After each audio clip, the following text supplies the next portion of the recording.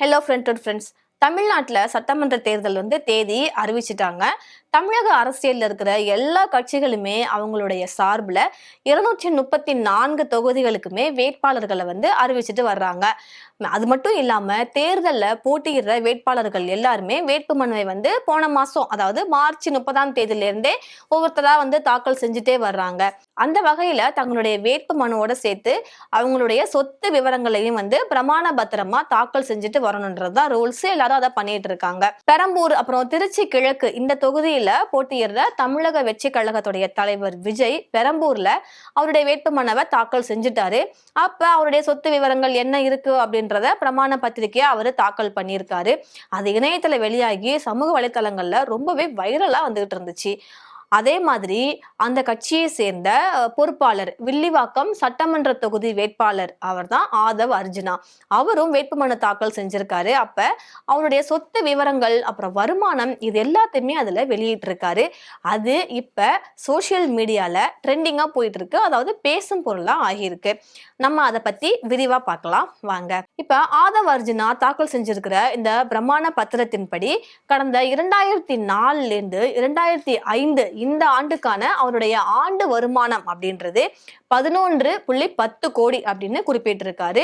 அதோட அவருடைய இந்த 5 ஆண்டுகள்ல அவருடைய வருமானம் அப்படின்றது 67 கோடி 57 லட்சம் அப்படின்னும், அவருடைய மனைவி டெய்ஸி இருக்காங்கல்ல அவங்களுடைய ஆண்டு வருமானம் 38 கோடி அப்படின்னும் அதுல அவரு தெரிவிச்சிருக்காரு.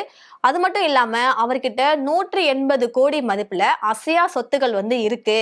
அவருடைய மனைவியோட பேர்ல கிட்டத்தட்ட 162 கோடி மதிப்புல அசையா சொத்துக்கள் இருக்குது அப்படின்னு அந்த பிரமாண பத்திரிகையில அவரு குறிப்பிட்டிருக்காரு. அந்த பத்திரிகையின்படி 2004 2025ஆம் ஆண்டிற்கான அவருடைய ஆண்டு வருமானம் 11 கோடி தான்.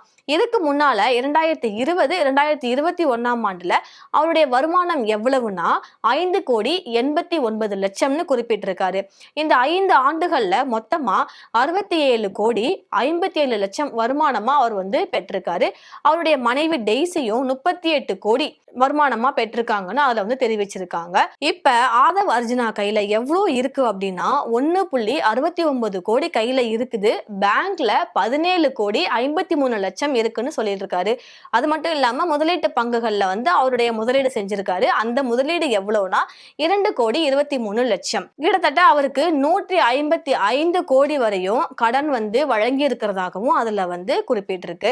சென்னையில இருக்கிற உத்தண்டி அப்புறம் ஃபோர்ட் கிளம் இந்த பகுதிகளில் 17.49 கோடி மதிப்புல 2 அபார்ட்மெண்ட்டுகள் அவருக்கு இருக்கு. கிட்டத்தட்ட 20 கோடி மதிப்புல 2 கார்களும் 1 கோடி மதிப்புல ராயல் என்ஃபீல்டு பைக் அப்புறம் 63,000 மதிப்புல சைக்கிள் இருக்கிறதாகவும் அதுல அவர் குறிப்பிட்டிருக்காரு. அவருடைய மனைவி பேர்ல 37 கோடி 45 லட்சம் மதிப்புல மாமல்லபுரம், செங்கல்பட்டு, கோயம்புத்தூர், கேரளா இந்த மாதிரி இடங்கள்ல கிட்டத்தட்ட 57 ஏக்கர் மொத்தம் நிலம் இருக்கிறதா அவர் சொல்லியிருக்காரு. இதுல கோவை, சென்னை இந்த பகுதிகளில் 33 கோடி 27 லட்சம் மதிப்புல 5 வணிக வளாகங்களும் இருக்குன்னு சொல்லியிருக்காரு. 26 கோடி மதிப்புல கடன் அவருடைய மனைவிக்கு இருக்கதா சொல்லியிருக்காரு. அது மட்டும் இல்லாம ஆதவ் அர்ஜுனா அவர்கள்ட்ட 2 கோடியே 29 லட்சம் மதிப்புல 1691 கிலோ தங்கம் இருக்குது. அவருடைய மனைவி கிட்ட 3 கோடி மதிப்புல 2 கிலோ தங்கம் இருக்கிறதாகவும் 60 லட்சம் மதிப்புல வெள்ளி பொருட்கள் இருக்கிறதாகவும் 3 கோடி மதிப்புல வைரங்கள் இருப்பதாகவும் அவர் சொல்லியிருக்காரு. அது மட்டும் இல்லாம 1 கோடியே 88 லட்சம் கோடியில வருமான வரி நிலுவையில இருப்பதாகவும் அவர் கூறியிருக்காரு. ஆனா தாவேகா தலைவர் அவரும் அவருடைய சொத்து மதிப்பு எனக்கு இவ்வளவுதான் அப்படின்ற மாதிரி சொல்லியிருந்தாரு. அதுல கிட்டத்தட்ட 400 கோடி அவருடைய சொத்து மதிப்பு அப்படின்னும் அவர்கிட்ட இவ்வளவு கார்கள் இருக்கு அப்படின்ற மாதிரியும் சொல்லியிருந்தாரு.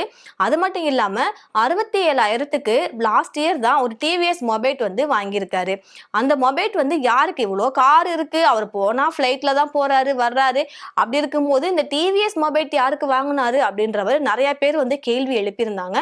அந்த கேள்விக்கான ஆன்சர் என்ன அப்படின்னா, அவர் வீட்ல வேலை செஞ்ச ஒருத்தவங்களுக்கு தான் அந்த டிவிஎஸ் பைக் வந்து வாங்கி கொடுத்திருக்காரு. பொதுவாவே நம்ம வீட்ல வேலை செய்றாங்கன்னா அவங்களுக்கு நம்ம வந்து செய்வோம் இல்லையா? அது மாதிரி 67,000 மதிப்புல அவங்க வீட்ல வேலை செய்ற ஒருத்தவங்களுக்கு டிவிஎஸ் மொபைல் வந்து விஜய் வந்து வாங்கி கொடுத்திருக்காரு. அதே மாதிரி மு.க. ஸ்டாலின் அவங்களும் அவங்களோட சொத்து பத்திரங்கள்லாம் வந்து சொல்லியிருந்தாங்க.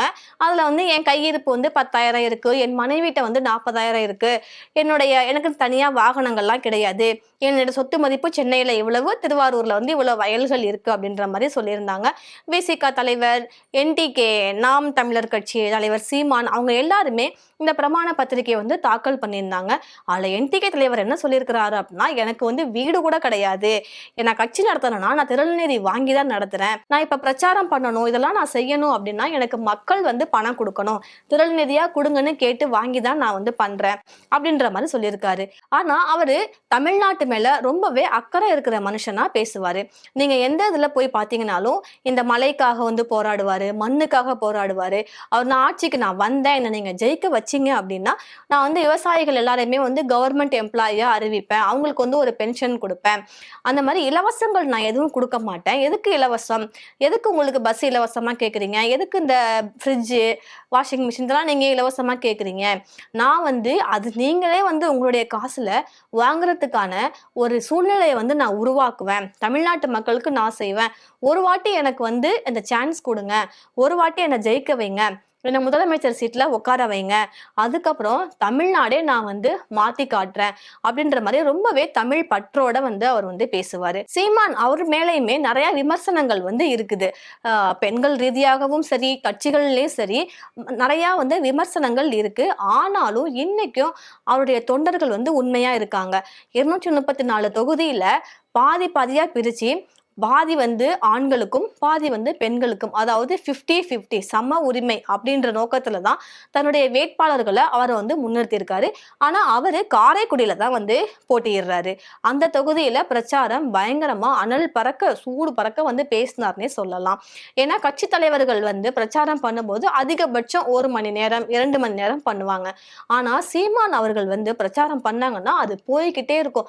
அவர் தொண்டை கட்டி வாய்ஸே வரலைன்னா கூட தண்ணியை குடிச்சிட்டு நைட்டு ஃபுல்லா கூட அவரால் வந்து பிரச்சாரம் பண்ண முடியும். அந்த அளவுக்கு வந்து அவர் வந்து பிரச்சாரம் பண்ணுவாரு. 2010 அந்த டைம்லலாம் அவருக்கு வந்து நிறைய தொண்டர்கள் வந்து உருவானாங்க. அப்ப இருக்க யங்ஸ்டர் எல்லாருமே வந்து சீமான், நாம் தமிழர் கட்சி, விவசாய சின்னம் இதுலலாம் வந்து இன்ஸ்பயர் ஆகி இவர் வந்தா தமிழ்நாடு வந்து கண்டிப்பா வந்து டிஃப்ரெண்டா மாறும், நம்ம இவர் கையில ஆட்சி கொடுத்து பார்க்கலாம், ஒரு வாட்டி நம்ம சான்ஸ் கொடுக்கலாம் அப்படின்ற மாதிரி தாட்ஸ்லாம் வந்து யங்ஸ்டர் கிட்ட இருந்ததா வந்து அவங்களுடைய தொண்டர்களே வந்து சொல்றாங்க. இன்ன வரைக்குமே 50-50 அப்படின்ற ஒரு கோட்பாடோட வேட்பாளர்களை நிறுத்தி இருக்கிறது தான் அவரனே சொல்லலாம். ஏன்னா சில கட்சிகளை நம்ம வந்து பார்த்திருப்போம், நான் வந்து யாரு உழைக்கிறாங்களோ யாரு உண்மையான தொண்டனோ அவங்களுக்கு தான் நான் வேட்பாளர் சீட்டு கொடுப்பேன் அப்படின்னு சொல்லிட்டு அவங்க கட்சியில இந்த லாட்ரி சீட்டு வித்து அது மூலமா பணம் சேர்த்தவனும், இந்த பாலியல் சீண்டல்கள்ல சம்பந்தப்பட்ட ஒருத்தனையும், குற்றவாளிகளையும் தான் வந்து வேட்பாளர் நிறுத்தி இருக்கிறாங்க. ஒண்ணுமே இல்லைங்க, என்னுடைய ஃப்ரெண்டு அப்படின்ற ரீசனுக்காக அவர் வந்து தூத்துக்குடியில ஒரு தொகுதியே வந்து அவருக்கு வந்து கொடுத்திருக்காரு. அப்ப அந்த தொகுதியில, அந்த தூத்துக்குடி தொகுதியில உண்மையான தொண்டர்கள் இருப்பாங்கல்ல, உண்மையாகவே கட்சிக்கு வந்து உழைச்சிருப்பாங்கல்ல, அவங்களுடைய மனநிலை வந்து எப்படி இருக்கும்? ஆனா சீமான் இந்த மாதிரிலாம் பண்ணல. யாரு வந்து உழைக்கிறாங்களோ, உழைப்ப போடுறாங்களோ, யாரு தகுதியானவர்களோ அவங்கள தேடி பிடிச்சி அவங்களுக்கு வந்து சீட்டு கொடுத்திருக்காரு. இது உண்மையிலேயே மற்ற விமர்சனங்கள் எப்படி இருந்தாலும் இந்த 50-50 அப்படின்ற ஒரு கோட்பாடு வந்து உண்மையிலே பாராட்டத்தக்கது தான். இதை பத்தி உங்களுடைய கருத்து என்னன்றதை எங்களுக்கு சொல்லுங்க. தேங்க்யூ.